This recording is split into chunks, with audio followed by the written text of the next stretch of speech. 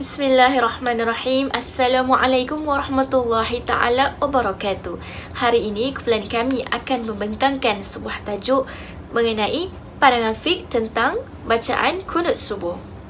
Kumpulan kami terdiri daripada 3 orang, iaitu saya sendiri, Nurul Amirah binti Abdul Rahim, nombor matrik A182618, Nur Fatimah binti Abdul Samad, nombor matrik A184285, dan Fatin Najihah binti Adnan, A184292. Untuk pengenalan, menurut Ibnu Mansur, definisi kunut yang masyhur dari sudut bahasa adalah doa. Daripada berikut difahami bahawa kunut merangkumi aspek ibadah dan permohonan doa kepada Allah Subhanahu Wa Taala dalam keadaan berdiri, bahkan mencakupi segala perkara ketaatan. Menurut Ibnu Saidah, seseorang jika tidak mampu berdiri dengan kedua kaki, boleh mendirikan, yakni melakukan sesuatu dengan niat. Inilah maksud kunut menurut Ibnu Saidah, iaitu mendirikan segala perintah Allah Subhanahu Wa Taala. Dari sudut terminologi pula, kunut bermaksud doa secara berdiri dengan sifat-sifatnya yang khusus dalam solat subuh, witir atau fardu. Sulaiman Ibn Khalaf Al-Baji juga menjelaskan bahawa kunut bermaksud doa di penghujung rakaat solat. Menurut jumhur ulama, kunut merupakan sunnah yang sabit daripada Nabi Muhammad SAW. Seterusnya, pernyataan masalah bagi kajian pandangan fiqh terhadap bacaan kunut subuh. Isu bacaan doa kunut dalam ibadah solat ini adalah antara isu yang menjadi perdebatan hebat antara golongan yang menerima dengan golongan yang menolak. Terdapat 3 aspek yang menjadi tumpuan dalam isu bacaan doa kunut, iaitu kunut subuh, nazilah dan witir. Ia merupakan masalah yang diperselisihkan dalam kalangan sarjana hadis dan fiqh disebabkan wujudnya pemahaman terhadap hadis-hadis yang mendorong perbezaan pandangan dan ijtihad dalam kalangan sarjana Islam.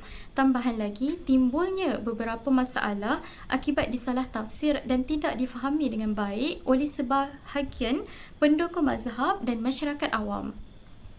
Sifat fanatik yang ingin meyakinkan dan mengetengahkan pegangan masing-masing tanpa memahami asas perbincangan secara terperinci telah memburukkan lagi isu-isu perdebatan agama berkaitan ibadah yang timbul di Malaysia. Pada masa yang sama, dikemukakan juga pandangan ulama mazhab dan asas yang menjadi perbincangan serta ijtihad yang dikemukakan oleh mereka. Terdapat beberapa orang yang masih belum faham mengenai hakikat ilmu fiqh, bahkan tahap ketidakfahamannya terhadap ilmu fiqh sehingga mempunyai tanggapan bahawa fiqh itu hanyalah sekadar perkataan manusia sahaja yang tidak berlandaskan dalil-dalil syar'i dan beranggapan sekadar perkataan mazhab Hanafi, Maliki, Syafi'i dan Hambali. Walaupun terdapat banyak perbezaan atau khilafiah daripada pendapat para ulama keempat-empat mazhab ini dalam menggunakan Al-Quran dan hadis, namun hal sedemikian adalah wajar kerana metod atau kaedah yang digunakan juga berbeza-beza. Seterusnya, berkaitan bacaan doa kunut dari sudut pandangan fiqh, terdapat pelbagai pandangan dalam menentukan hukum ibadah kunut tersebut. Sebagai contoh, dari kalangan mazhab Syafi'i menggunakan kitab Al-Majmu' Syarah Al-Muhazzab karya Abu Zakaria Muhyiddin An-Nawawi, Al-Um karya Imam Asy-Syafi'i, Al-Hawi Al-Kabir Syarah Mukhtasar Al-Muzanni karya Abi Hasan Ali bin Muhammad Ibnu Habib Al-Mawardi Al-Bashari. Manakala objektif bagi kajian ini adalah yang pertama, menganalisis perbezaan pandangan-pandangan ulama dalam berhujah berkaitan bacaan doa kunut berdasarkan tafsiran hadis-hadis. Yang kedua, mengenal pasti kesalahfahaman dalam mentafsirkan hukum bacaan doa kunut. Manakala yang ketiga pula adalah mengetahui sejarah latar belakang tuntutan bacaan doa kunut dalam ibadah solat fardu subuh dan solat sunat witir. Seterusnya ialah metodologi kajian. Jadi kajian ini menggunakan rega bentuk kajian kualitatif dengan menggunakan kaedah kajian kepustakaan berdasarkan pembacaan dari buku-buku ilmiah, jurnal, tesis, artikel dan seumpamanya. Hasil kajian ini menjelaskan tentang perbezaan pandangan dari kalangan ulama tentang bacaan kunut subuh serta hukum bacaan mengikut mazhab. Seterusnya, kajian ini dijalankan dengan merujuk data primer dan data sekunder serta menggunakan teknologi untuk mengakses maklumat.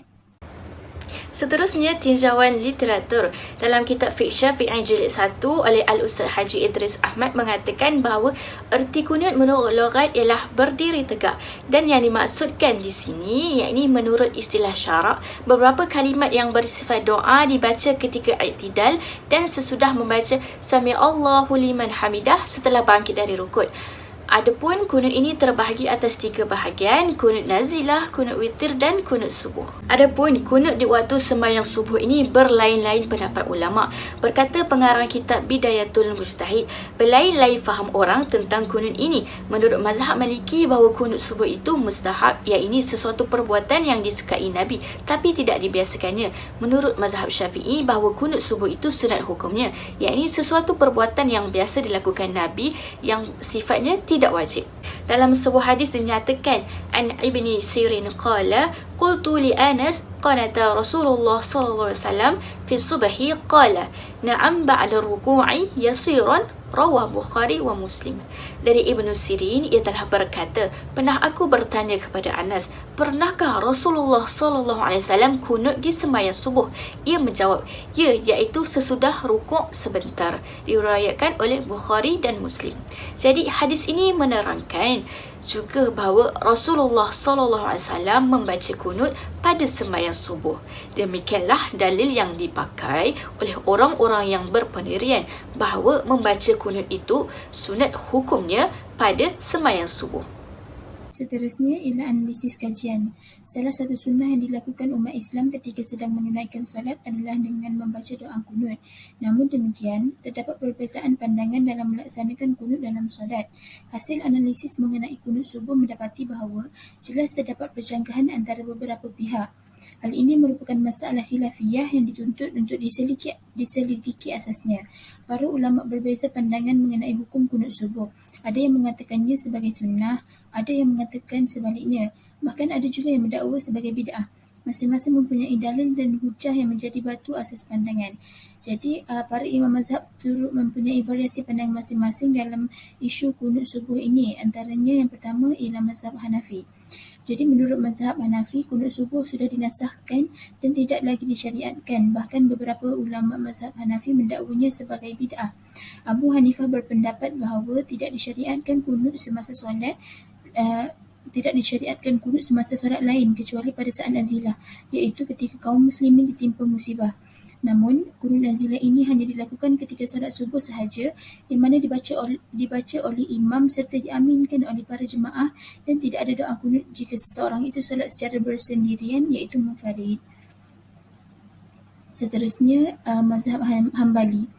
Jadi, bagi mazhab Hambali, kunut dalam solat subuh atau solat fardu adalah tidak sunnah. Kunut hanya dianjurkan dalam solat witir. Majoriti ulama Hanabilah menghukum makruh kunut subuh.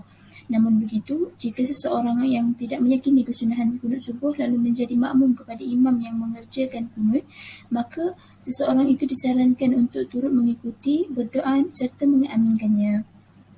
Seterusnya, mazhab Maliki. Bagi mazhab Maliki pula, kunut subuh masih disyariatkan dan hukumnya adalah sunat.